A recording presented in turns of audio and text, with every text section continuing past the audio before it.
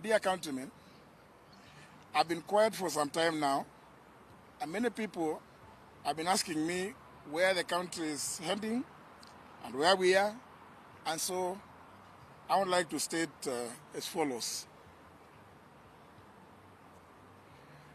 I joined the Kenya Kwanza coalition owing to the fact that the principles that they espoused are in tandem with the principles of the party I belong to, namely the Democratic Party of Kenya. Many friends and political colleagues at the time warned me against joining the coalition, but at a personal level, I was persuaded that would be driven by the ideals and the values that the coalition stated as a hustler nation to do the best for the people of Kenya.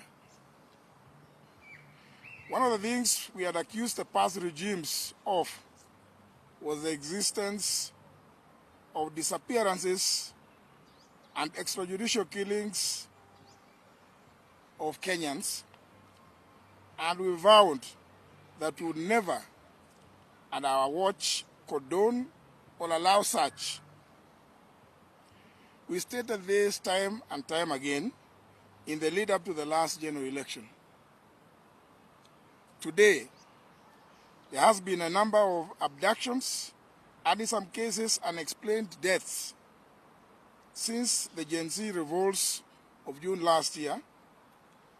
And it is unfortunate as most of the people being abducted and or killed are our youth, leaving the parents, relatives, and friends, other family members in a state of confusion and loss.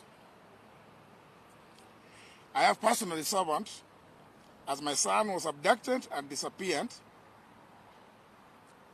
and I was not sure whether he was alive or dead, making us anxious and leaving me and my wife and the rest of the family in turmoil.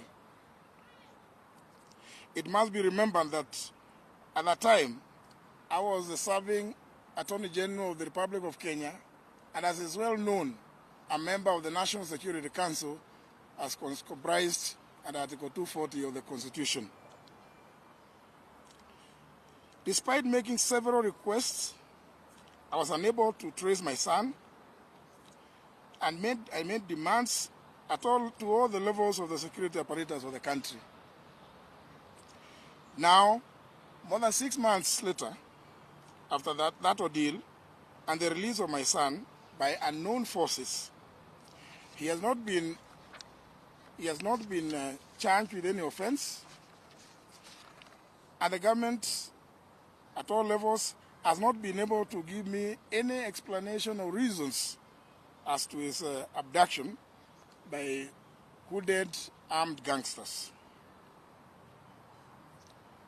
Ladies and gentlemen, I have taken this unusual,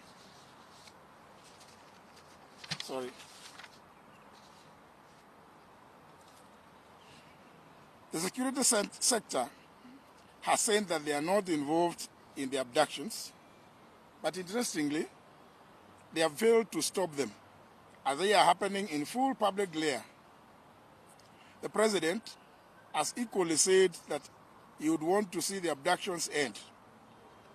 Kenyans want to know how many of our youths have been taken in since the abduction started, how many have been released, how many are still being held, and where it is that they are being held. On Friday last week, to wit the 3rd of January, at a funeral in Embu, I stated categorically that it was not possible for the government to say that it did not know anything about the abductions, because that amounts to shunning its responsibility on accountability. That is why I took the issue with a statement made by the Inspector General of Police that he did not know where the abductees are. In my view, the government cannot be excused for abdicating its duty of protecting the lives and property of the people of Kenya. I note that after my statement in Embu on Friday last week, a number of the youths that had been abducted and held incommunicado have been released. But from the reports that we see every day, there are still many that are still being held.